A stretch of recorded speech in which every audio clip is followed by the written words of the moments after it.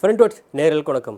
இன்றைக்கி நம்ம வீடியோவில் எப்போவுமே நம்ம ஐபிஎல் பற்றி தான் பேசிகிட்டு இருப்போம். ஸோ நீங்கள் வந்து ஐபிஎல் பற்றி தான் பேசுவீங்களா, வேறு எதுவும் பேச மாட்டீங்கன்னா நிறைய பேர் கேட்டு இருந்தீங்க. ஸோ இப்போ வந்து நம்ம டொமஸ்டிக் லெவலில் ஆரம்பிக்கிற அந்த துலீப் ட்ராஃபி ஆகட்டும் அண்டு இன்டர்நேஷ்னல் லெவலில் நடக்கக்கூடிய அந்த டெஸ்ட் மேட்ச் பற்றி சில டீட்டெயில்ஸை பார்க்க போகிறோம். அதுக்கு முன்னாடி இப்போ எல்லாருமே வந்து நம்ம இந்தியாவை மெயினாக பிசிசிஐயை பார்த்துட்டு என்னப்பா நீங்கள் இப்படி பண்ணலாமா நிறையா பேர் கேட்டுட்ருக்காங்க. அதுக்கு என்ன ரீசன் அப்படின்னு பார்த்தீங்கன்னா, எஸ் நொய்டா அப்படின்னு சொன்னால் கண்டிப்பாக உங்களுக்கு தெரிஞ்சுக்கணும்னு நினைக்கிறேன். நியூசிலாந்து வர்சஸ் ஆப்கானிஸ்தான் மேட்ச் வந்து நம்ம இந்தியாவில் தான் நடக்குது. ஸோ ஆப்கானிஸ்தானுக்கு வந்து ஹோம் கிரவுண்டு இல்லை, அங்கே இன்டர்நேஷ்னல் லெவலில் வந்து ஒரு மேட்ச் நடக்கிறதுக்கு எந்த கிரவுண்டுமே கிடையாது. ஸோ அதனால் வந்து அவங்க வந்து துபாய் இல்லாட்டி இந்தியாவில் தான் வருவாங்க. ஸோ இப்போ வந்து இந்தியா என்ன சொல்லுது, பரவாயில்ல இப்போ எங்கள் கிட்டேருந்து எக்கச்சக்க கிரவுண்ட் இருக்குது, நாங்கள் உங்களுக்கு தரோம் அப்படின்னு சொல்லிட்டு ஆப்கானிஸ்தானுக்காக வந்து இந்தியாவில் வந்து ஹோம் கிரவுண்ட் ரெடி பண்ணி கொடுக்குறேன்னு சொல்லிட்டு நொய்டா கிரவுண்டாக கொடுத்துருந்தாங்க. ஸோ நொய்டா கிரவுண்டு கொடுத்ததுனால தான் நியூசிலாந்து பேர் நம்ம ரச்சிந்தர் கூட பேசியிருந்தோம் நினைக்கிறேன் லாஸ்ட் வீடியோஸில். ஸோ நம்ம இந்தியன் பிச் கண்டிஷனுக்கு செட் ஆகிறதுக்காக வந்து நம்ம சிஎஸ்கே அகாடமியில் வந்து ட்ரெயினப் போயிருந்தார். ஸோ அதெல்லாம் வந்து நம்ம லாஸ்ட் வீடியோவில் பார்த்துருந்தோம். ஸோ இப்போ அதில் என்னப்பா பிரச்சனை அப்படின்னா, நொய்டாவில் மழை பெஞ்சுது. ஓகே, மழை பெய்யுறது எல்லா இடத்துலமா மழை பெய்யும், அது என்னப்பா புதுசாக சொல்லிட்டு இருக்கு நீங்கள் கேட்கலாம். ஸோ மழை பெய்யுறது ஆஸ் யூஷுவல் எல்லாமே நடக்கிறது, அது என்னப்பா பெரிய சிக்கல் அப்படின்னு நிறைய பேர் கேட்கலாம். ஸோ மழை வந்து மேட்ச் அன்றைக்கி பெஞ்சால் பரவாயில்ல, மேட்ச்சுக்கு முதல் நாள் வரைக்கும் மழை பெஞ்சிருக்கு. ஓகே, மேட்ச்சுக்கு முதல் நாளே மழை பெஞ்சு நின்றுச்சுன்னா கண்டிப்பாக அடுத்த நாள் வந்து மேட்ச்சு ஸ்டார்ட் ஆகிருந்தால் நம்ம எல்லாருமே எதிர்பார்த்துட்டு இருப்போம். அதே மாதிரி தான் அவங்களும் எதிர்பார்த்துருக்காங்க. ஆனால் அந்த கிரவுண்டில் வந்து சரியான வடிகால் ஃபெசிலிட்டி இல்லாதனால எல்லா தண்ணியுமே கிரவுண்டில் தான் தேங்கி இருந்திருக்கு. ஸோ அதனால் அடுத்த நாள் ஈவினிங் வரைக்குமே வெயிட் பண்ணியிருக்காங்க. ஒரு 10 ஓவராக போட்டு மேட்ச்சை ஸ்டார்ட் பண்ணிடலான்னு சொல்லி வெயிட் பண்ணியிருக்காங்க. ஆனால் ஈவினிங் வரைக்குமே கிரவுண்டு ஊழியர்களால் வந்து கிரவுண்டை ரெடி பண்ண முடியலன்னு சொல்லியிருக்காங்க. ஸோ அதனால் வந்து மொதல் நாள் வந்து அவங்களால மேட்ச்சே விளையாட முடியாமல் போயிருச்சான். ஸோ இப்போ வந்து எல்லோரும் சொல்லக்கூடிய விஷயம் என்னென்னு பார்த்தீங்கன்னா, நீங்கள் எதுக்கு நொய்டா கிரவுண்டை கொடுக்கணும், எவ்வளவோ கிரவுண்ட்ஸ் இருக்குது உங்ககிட்ட, அப்படி இருக்கும் பட்சத்தில் வந்து ஆப்கானிஸ்தானுக்கு ஹெல்ப் பண்ணுறேன்னு சொல்லிட்டு எதுக்கு இந்த மாதிரிலாம் பண்ணுறீங்க. ஸோ இதெல்லாம் வந்து ரொம்ப ஒஸ்ட்டான செயல்னு சொல்லிட்டு நம்ம இந்தியாவுக்கு வெளியே இருந்து கிரிக்கெட் விமர்சகர்கள்லாம் சொல்லிட்டு இருக்காங்க. இந்தியாவுக்குள்ளேயே நிறைய பேர் அதான் சொல்கிறாங்க. நார்த் இந்தியாவில் பத்திரிகைகளெல்லாம் பார்த்திங்கன்னா அந்த கிரவுண்டில் வந்து ப்ராப்பராக வந்து பாத்ரூம் வசதி கூட கிடையாது. ஸோ பார்க்கிங் கூட ப்ராப்பராக இருக்காது. ஸோ அந்த கிரவுண்டு தான் வந்து கொடுத்துருக்காங்க. ஸோ இது வந்து எவ்வளோ ஒஸ்ட்டான ஒரு விஷயம் அப்படின்னு சொல்லிட்டு இப்போ எல்லாருமே கேள்வி கேட்டுட்ருக்காங்க. ஸோ இந்த ஒரு விஷயம் வந்து இப்போது மற்ற கண்ட்ரிஸ் மத்தியில் வந்து பிசிசிஐ ஏன் இப்படி செயல்படுறாங்க, எதற்காக இப்படி கொடுக்குறாங்க. இந்தியா ஏ டீம் விளையாடுது, இப்போ துலீப் ட்ராஃபி கூட விளையாண்டுட்டு இருக்கு, அது கூட பார்த்திங்கன்னா வேறு லெவலில் இன்டர்நேஷ்னல் லெவலில் குவாலிட்டி இருக்கிற கிரவுண்ட்ஸ் தான் கொடுத்துருக்காங்க. அப்படி இருக்கும் பட்சத்தில் நம்ம ஆப்கானிஸ்தான் அண்ட் நியூசிலாந்து இவங்களுக்காக ஏன் இந்த அளவுக்கு வந்து ஓரவஞ்சனை பண்ணணும்னு சொல்லிட்டு இப்போ எல்லோரும் கேட்டுக்கிட்டு இருக்காங்க. அது வந்து உண்மையிலே வந்து எனக்கும் அந்த கொஷின் தான் இருக்குது, ஏன் இந்த மாதிரி பண்ணணும். ஸோ மழை பெய்யாதுன்னு நினச்சி கொடுத்துருக்கலாம். மழை பெஞ்சாலுமே ஒரு மேட்ச் இன்டர்நேஷ்னல் மேட்ச் நடக்குதுன்னா அதுக்கேற்ற குவாலிட்டி கண்டிப்பாக கிரவுண்டில் இருந்திருக்கணும். அந்த ஃபெசிலிட்டி இல்லாத கிரவுண்டு எதுக்கு கொடுக்கணும் தான் நானும் இப்போ கேட்டுட்ருக்கேன். ஸோ அதை பற்றி வேறு ஏதாவது தகவல் தெரிஞ்சால் அதையும் கண்டிப்பாக கமெண்ட் பண்ணுங்கள். இப்போது சென்னையில் நடக்க போகிற இந்தியா வர்சஸ் பங்களாதேஷ் மேட்ச்சை பற்றி தான் இப்போ பேச போகிறோம். ஸோ ஸ்டார்டிங்கில் நான் கூட ஃபஸ்ட்டு பங்களாதேஷ் வின் பண்ணணும்னு ஒரு வீடியோவில் சொல்லியிருந்தேன். ஸோ பாகிஸ்தான் வின் பண்ணிட்டு டேரெக்டாக நம்ம சென்னைக்கு தான் வரப்போகிறாங்க. செப்டம்பர் 19 ஆரம்பிக்க போது மேட்ச்சு கிளாஸ்லாம் வேறு லெவலில் இருக்க போகுதுன்னு சொல்லிட்டு இருந்தேன். எல்லாத்தோட நம்ம இந்தியன் டீம் எக்ஸ்பெக்டேஷன் எப்படி இருக்குன்னு சொல்லிட்டு கண்டிப்பாக நம்ம பார்க்கணும். ஸோ அதுக்கு முன்னாடி கிரவுண்டு அப்படின்னு வரும்போது சென்னையில் நடக்குதுன்னு வரும்போது கண்டிப்பாக நான் கூட வந்து சரி முதல் நாள் எப்படி மத்தியானத்துக்கு எல்லா டிக்கெட்டும் விற்று தீர்ந்துரும் தான் நான் யோசிச்சுட்டு இருந்தேன். ஆனால் இப்போ வரைக்கும் நிலவரம் பார்த்தீங்கன்னா இன்றைக்கி காலையில் வரைக்கும் நான் வீடியோ போடுறதுக்கு முன்னாடி கூட பார்த்த வரைக்கும் டிக்கெட்ஸ் எல்லாம் பாதிக்குமே அப்படியே தான் இருக்குது. ஸோ 1000 ரூபாலேருந்து ஸ்டார்ட் ஆகுது. ஸோ அது ஏன் என்னன்னு எனக்கும் தெரியல. ஸோ இப்போ ஐபிஎல் அப்படின்னு சொன்னால் கண்டிப்பாக வந்து நம்ம சென்னை சூப்பர் கிங்ஸ் தான் அதுவும் சேப்பாக்கில் தான் விளையாடும் எல்லாருக்குமே தெரியும். ஸோ ஐபிஎல் மேலே ஒரு பெரிய டோர்னமெண்ட் வந்து சென்னையில் நடக்கிறதுனால ஸோ அதற்கு அடுத்தபடியாக இருக்கிற மற்ற ஊரில் இருக்க கிரவுண்டை வந்து டெவலப் பண்ணும் அப்படின்றதுக்காக இன்டர்நேஷ்னல் லெவலில் என்ன பண்ணியிருக்காங்கன்னா முக்கியமான கிரவுண்ட்ஸ் நிறைய இப்போ வந்துருச்சு. So second category third category இருக்கிற கிரவுண்ட்ஸில் வந்து இன்டர்நேஷ்னல் மேட்ச்சு டெஸ்ட் மேட்ச் இந்த மாதிரி விஷயங்கள்லாம் வந்து நம்ம அங்கே வச்சா தான் அங்கே இருக்கிற ஆடியன்ஸை அங்கே இருக்கிற மக்களை கவர் பண்ண முடியும், இன்னும் நம்ம கிரிக்கெட் டெவலப் பண்ண முடியும் அப்படின்னு சொல்லிட்டு இருக்காங்க. அது ஒரு நல்ல விஷயம் தான், இல்லைன்னு சொல்ல. ஆனால் சென்னையில் இப்போ மேட்சஸ் நடக்க ரொம்ப குறைஞ்சிருச்சு தான் கண்டிப்பாக சொல்லணும். அப்படி இருந்தும் இப்போது டெஸ்ட் மேட்ச் வந்து சென்னைக்கு வந்திருக்குன்னா கண்டிப்பாக வந்து இந்த தடவை நம்ம சென்னை மக்கள் வந்து விட மாட்டாங்க. மெயினாக வந்து பார்த்திங்கன்னா வேறு ஊர்லேருந்து கூட இங்கே வந்து பார்ப்பாங்க.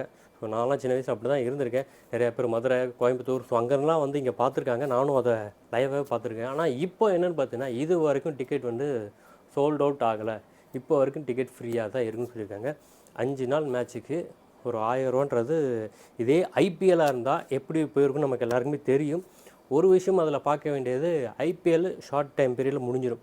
அதுவும் ஈவினிங் மேலே தான் மேக்ஸிமம் சாட்டர்டே சண்டேஸில் வரும்னு நினைக்கிறேன். ஸோ எல்லா ஒர்க்கையும் முடிச்சுட்டு அதுக்கடுத்து கூட வந்து பார்க்கலான்னு நினைக்கிறாங்க, பார்க்கலாம். ரெண்டாவது ஒரு விஷயம், ஐபிஎல் மேலே ஒரு கமர்ஷியல் ஹிட் ஆனதுனால டெஸ்ட் மேட்ச் மாதிரி ஒரு விஷயங்கள் வந்து இப்போ இருக்கிற மக்களுக்கு வந்து அது அந்த அளவுக்கு விறுவிறுப்பை கொடுக்கலையோன்னு சொல்லிட்டு இன்னும் நிறைய பேர் அதையும் பேசிக்கிட்டு தான் இருக்காங்க.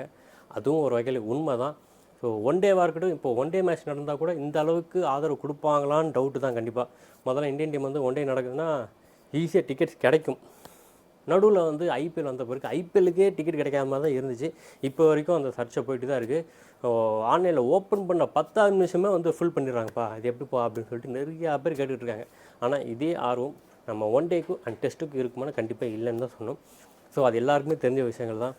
ஸோ சுவாரஸ்யங்கள் கூட கூட வந்து ஆல்ரெடி முன்னாடி இருந்த விஷயங்கள் எல்லாமே வந்து கொஞ்சம் போர் அடிக்க ஆரம்பிச்சுன்றது உண்மை தான்.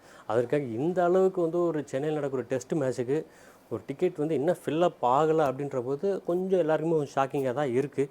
ஸோ வெயிட் பண்ணி தான் பார்க்கணும். அதுக்கு முன்னாடி இப்போ இந்தியன் கிரிக்கெட் டீம் பற்றி கண்டிப்பாக பேசி தான் ஆகணும். இதுக்கு முன்னாடி வரைக்கும் துலீப் டிராஃபியில் யார் பெர்ஃபார்மன்ஸ் பண்ணுறாங்களோ அவங்களுக்கு தான் நம்ம இந்தியன் கிரிக்கெட் டீமில் இடம் கிடைக்கும்னு சொல்லிட்டு நம்ம பேசிக்கிட்டு இருந்தோம். ஆனால் ஆஸ் யூஸ்வல் எப்பவும் போல் பிசிசிஐ வந்து நாங்கள் என்ன முடிவு பண்ணி வச்சுருக்கோம் அதே பிளேயர்ஸ் தான்ப்பா எடுப்போம் அப்படின்னு சொல்லி எடுத்திருக்காங்க. ஆனால் இதில் ஒரு நல்ல விஷயம் என்னென்னு பார்த்தீங்கன்னா, நம்ம ஆல்ரெடி வந்து டெஸ்ட் டீம்னால் எப்படி இருக்குன்னு சொல்லிட்டு எல்லாருமே சொல்லியிருந்தோம். முக்கியமான பிளேயர்ஸு, ரெண்டாவது கரண்ட்டில் வந்து யார் ஃபார்மில் இருக்கும் அந்த பிளேயர்ஸ்லாம் இருக்குன்னு சொல்லியிருந்தோமோ மேக்ஸிமம் அந்த பிளேயர்ஸ்லாம் இருக்காங்கன்னு தான் கண்டிப்பாக சொல்லணும். அதுலேயும் குறிப்பாக சொல்லணும்னா கேப்டன் ரோஹித் சர்மாவாக இருக்கட்டும் அண்டு விராட் கோலி, ஜடேஜா, பும்ரா இந்த 4 பேருமே வந்து இந்த ஸ்குவாடுக்கு வந்து ரிட்டர்ன் வந்திருக்காங்கன்னு தான் கண்டிப்பாக சொல்லணும். ஸோ அதுலேயும் மிஸ் ஆனதுன்னு பார்த்தீங்கன்னா முகமது ஷமி அவர்கள் மட்டும்தான் மிஸ் பண்ணியிருக்காங்க. ஸோ அது என்ன ரீசன் இது வரைக்கும் ப்ராப்பராக தெரியல. மேபி அவர் வந்து இன்னும் அவரோட உடல் தொகுதியை வந்து நிரூபிக்கல அப்படின்னு நிறைய பேர் சொல்லிட்டு இருக்காங்க. ஸோ ஃபிட்னஸ் வந்து அவர் அச்சீவ் பண்ணும் பட்சத்தில் கண்டிப்பாக டொமஸ்டிக்கில் ஏதோ ஒரு மேட்ச் விளையாட வைப்பாங்க. ஸோ அதில் அவர் பெர்ஃபார்மன்ஸ் பார்த்துட்டு அதுக்கடுத்து கண்டிப்பாக இந்தியன் டீமில் எடுப்பாங்கன்னு சொல்லிட்டு இருக்காங்க. ஸோ வெயிட் பண்ணி பார்ப்போம். ஏன்னா அடுத்தடுத்து நிறைய டெஸ்ட் சீரிஸ் இருக்குது. கண்டிப்பாக அதில் வந்து அவருக்கான இடம் இருக்குன்னு தான் சொல்லுவேன். ஸோ அதை தாண்டி நம்ம ரவிச்சந்திர அஸ்வினாக இருக்கட்டும் அண்டு குறிப்பாக வந்து நம்ம கீப்பிங் பந்த் வந்து ரிட்டர்ன் வந்திருக்காரு. ஸோ பந்துன்னு சொன்னால் நம்ம டெஸ்ட் கிரிக்கெட்டில் ஆரம்ப கட்ட காலம் கண்டிப்பாக மறந்துடவே முடியாது. இந்தியன் டீமுக்கும் ஒரு யங் பிளட் வந்துருச்சு அப்படின்னு தான் நம்ம இன்ட்ரடக்ஷன்லாம் நிறைய பேர் கொடுத்துருப்பாங்க. ஸோ ஆரம்பத்தில் ரெட் பால் டோர்னமெண்ட்டில் வந்து இந்த அளவுக்கு வந்து அக்ரெசிவாக ஆட முடியுமான்னு சொல்லிட்டு பந்த் தான் கொண்டு வந்தார். இப்போ திரும்ப அவர் வந்து 22 மாதங்கள் கழிச்சு நினைக்கிறேன், எக்ஸாக்டாக தெரியல. ஸோ அடிபட்டு அதுக்கடுத்து அவர் கம்பேக் கொடுத்து இப்போ வந்து திரும்பவும் டெஸ்ட்லேயும் கம்பேக் கொடுத்துருக்காரு. ஸோ உண்மையிலே வந்து அது ஒரு நல்ல விஷயமாக தான் எல்லாராலையும் பார்க்கப்பட்டுருக்கு. அதில் ரீசெண்டாக நம்ம கங்குலி அவர் கூட இன்டர்வியூ கொடுத்துருந்தாங்க. ஸோ இப்போ இருக்கிற யங் கிரிக்கெட்டர்ஸில் வந்து இப்போ இருக்கிற சுச்சுவேஷனில் யார் வந்து அச்சீவ் பண்ணுவாங்க நீங்கள் நினைக்கிறீங்க அப்படின்னு கேட்டதுக்கு அவர் எஸ்எஸ் ஜெய்ஸ்வாலை கூட சொல்ல, கில்லை சொல்ல, எல்லாத்தையும் விட நம்ம பந்த் தான் அப்படின்னு சொல்லியிருக்காரு. ஸோ ரிஷப் பண்ட் கண்டிப்பாக வந்து லாங் டைம் டெஸ்ட் கிரிக்கெட்டில் இந்தியன் டீமுக்காக விளையாடணும், இன்னும் நிறைய ரெக்கார்ட்ஸ் படைக்கணும் அப்படின்னு சொல்லிட்டு இருக்காரு. அவரால் ஒன் டே அண்ட் 2020 கூட இந்த அளவுக்கு வந்து பெர்ஃபார்மன்ஸ் பண்ண முடியுமா தெரியல. ஆனால் ரெட் பால் டோர்னமெண்ட்டில் பெர்ஃபார்மன்ஸ் பண்ணிகிட்டு இருக்காருன்னு தான் சொல்லிட்டு இருக்காங்க. ஸோ ஃபியூச்சரில் அவர் ஒயிட் பால்லையும் கண்டிப்பாக வந்து கம்பேக் கொடுப்பார் நம்புவோன்னு சொல்லிட்டு அவர் சொல்லியிருக்காரு. எனக்கு தெரிஞ்சு பண்ணிட்டோன்னா நல்லா தானே ஆடுவார் அப்படின்னு நம்ம கேட்கலாம். ஆனால் அவரோட ரெட் பால் பெர்ஃபார்மன்ஸ் வந்து நம்ம கம்பேரிசன் பண்ணும்போது கண்டிப்பாக ஒயிட் பால் வந்து கம்மியாக தான் இருக்குன்னு சொல்லணும். ஸோ அதுதான் எல்லாருமே சொல்லிட்டு இருக்காங்க. ஃபியூச்சரில் கண்டிப்பாக வந்து ஒயிட் பால்லாம் அவர் இம்ப்ரூவ் பண்ணுவார். எனக்கு தெரிஞ்சு பார்த்தீங்கன்னா ஒயிட் பாலில் பெர்ஃபார்மன்ஸ் பண்ணுறவங்களால ரெட் பாலில் பண்ண முடியாதுன்னு தான் நான் சொல்லுவேன். ஆனால் இவர் ரெட் பாலையும் நல்லா பெர்ஃபார்மன்ஸ் பண்ணுறாங்கன்னா கண்டிப்பாக வந்து ஒயிட் பாலில் பண்ண முடியும் தான் நானும் சொல்லுவேன்.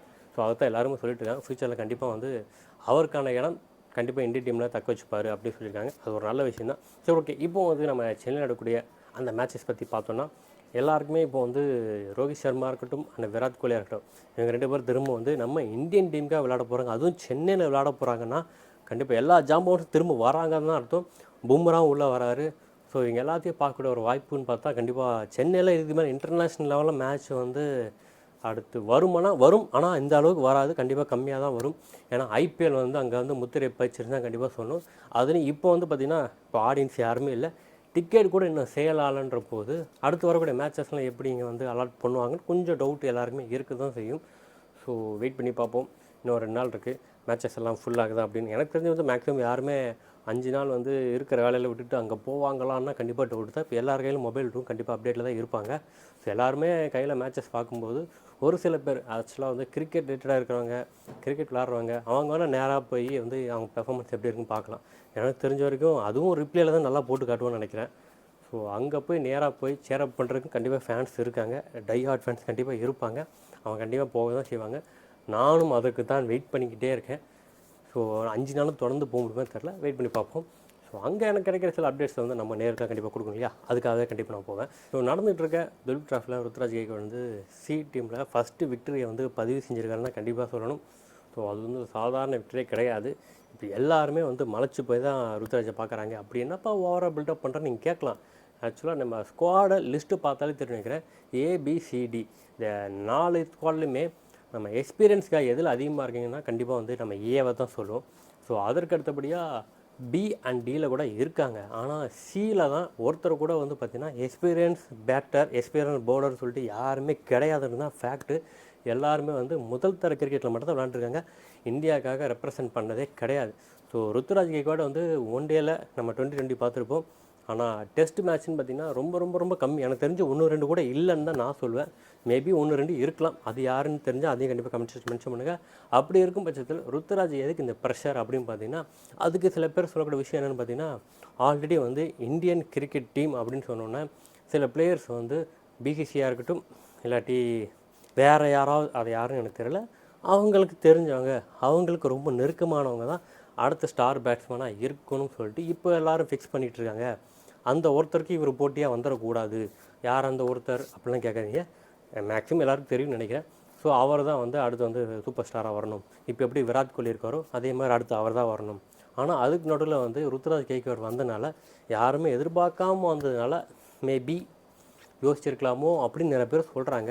அதுலேயும் குறிப்பாக வந்து துலீப் ட்ராஃபி நடக்கும்போது பார்த்துருப்பீங்க. அதில் ஒரு டை ஹார்ட் ஃபேன் வந்து டேரெக்டாக ஓடி வருவார், ருத்து காலில் விழுந்து கும்பிட்டு போவார். எத்தனை பேர் வந்து இதை வாட்ச் பண்ணியிருப்பீங்கன்னு தெரில. ஸோ இந்த வயசில் இத்தனைக்கும் இந்தியாவை வந்து இன்னும் அந்தளவுக்கு ரெப்ரசென்ட் பண்ணவே இல்லை. ஸோ இந்தியன் கிரிக்கெட் டீம்னால் அவருக்கு இடம் கிடைக்குமா கிடைக்காதான்னு யோசிச்சுட்டு இருக்கேன். இந்த தருணத்தில் ஒரு ஃபேன் வந்து இந்த அளவுக்கு வந்து ருத்துராஜ் காலில் வந்து தொட்டு கும்பிட்டு போகிறாரே அப்படின்னு சொல்லிட்டு இதையும் எல்லாருமே கண்டிப்பாக வாட்ச் பண்ணுவாங்க. ஸோ இந்த அளவுக்கு இப்போவே இப்படி இருக்கான்னா, இவன் இந்தியன் டீமில் பர்மனெண்ட் ஆக்கிட்டோன்னா இவன் தான் கண்டிப்பாக நம்பர் 1 பிளேஸில் இருப்பான்ட்டு எந்த சந்தேகமே இல்லைன்னு சொல்லிட்டு, ஸோ அதற்காக கூட வந்து நம்ம ருத்துராஜ் வந்து ஓரம் கட்டலாம், இல்லை அதிகப்படியான ப்ரெஷரை கொடுக்கலாம். இப்போ துலீப் ட்ராஃபியில் டீம் அதுக்கேற்ற மாதிரி தான் செட் பண்ணியிருக்காங்க.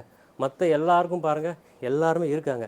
இங்கே கை இருந்தார், ஆனால் இப்போ வந்து கை வந்து அடிபட்டுருச்சு, ஸோ அவருக்கு வந்து ரெஸ்ட் கொடுக்கணும்னு சொல்லிட்டு அவரும் ஓரம் கட்டிட்டாங்க. ஸோ ஸ்டெப் பை ஸ்டெப்பாக வந்து எப்படி பார்த்தாலுமே ருத்துராஜுக்கு வந்து ப்ரெஷர் மேலே ப்ரெஷர் கொடுக்கணுன்னு தான் எல்லாருமே சொல்லிகிட்டு இருக்காங்கன்னு தான் பல பேர் சொல்கிறாங்க.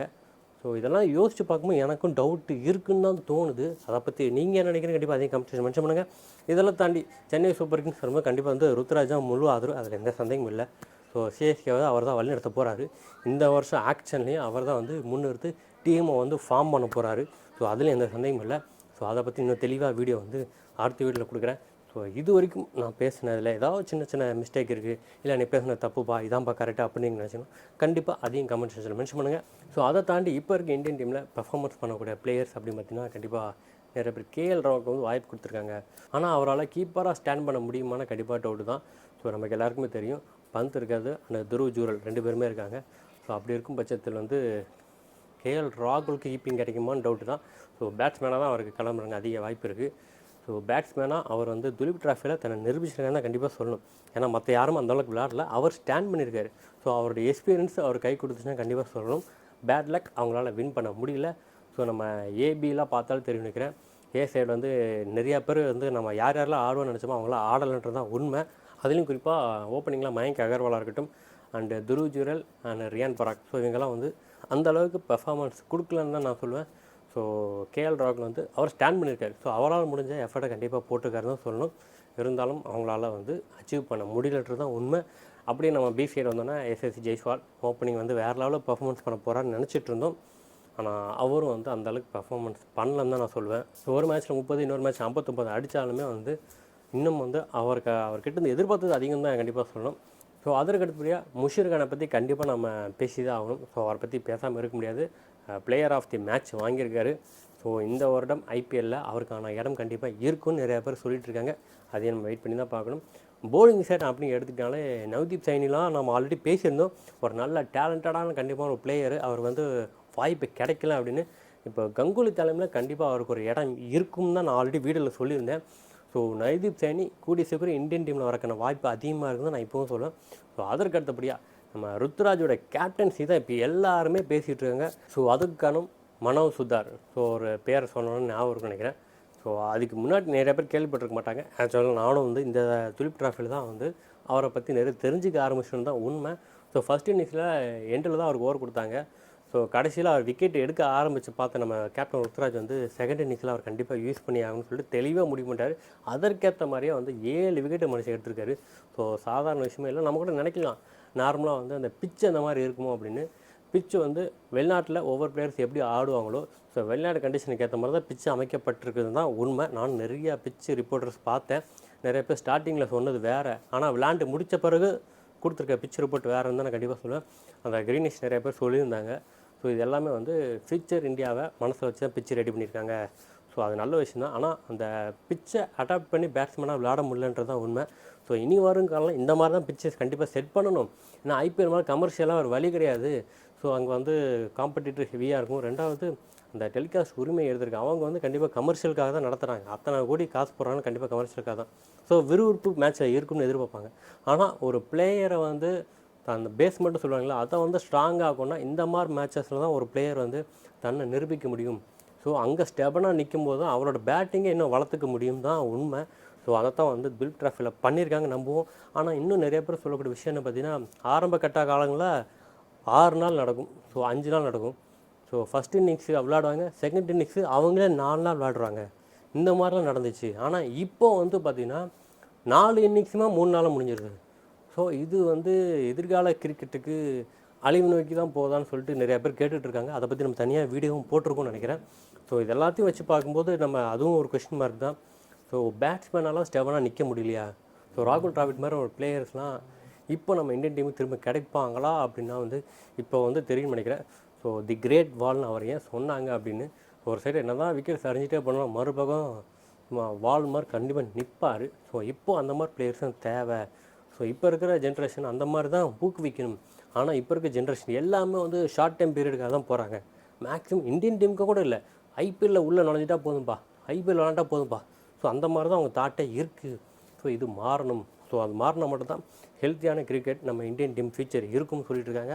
ஸோ வெயிட் பண்ணி பார்ப்போம். ஸோ நடக்கவிருக்கிற இந்த பங்களாதேஷ் டெஸ்ட் சீரீஸில் சில விஷயம் நம்ம தெரிய வரும். ஸோ நம்ம எப்படி பர்ஃபார்மன்ஸ் பண்ண போகிறோன்றதை பொறுத்து ஃபியூச்சரில் நம்ம இந்தியன் கிரிக்கெட் டீமை நம்ம ஹெட் கோச் காம்பீர் அவர்கள் என்னென்ன விஷயங்களை செய்ய போகிறாரு எல்லாத்தையும் வெயிட் பண்ணி பார்ப்போம்.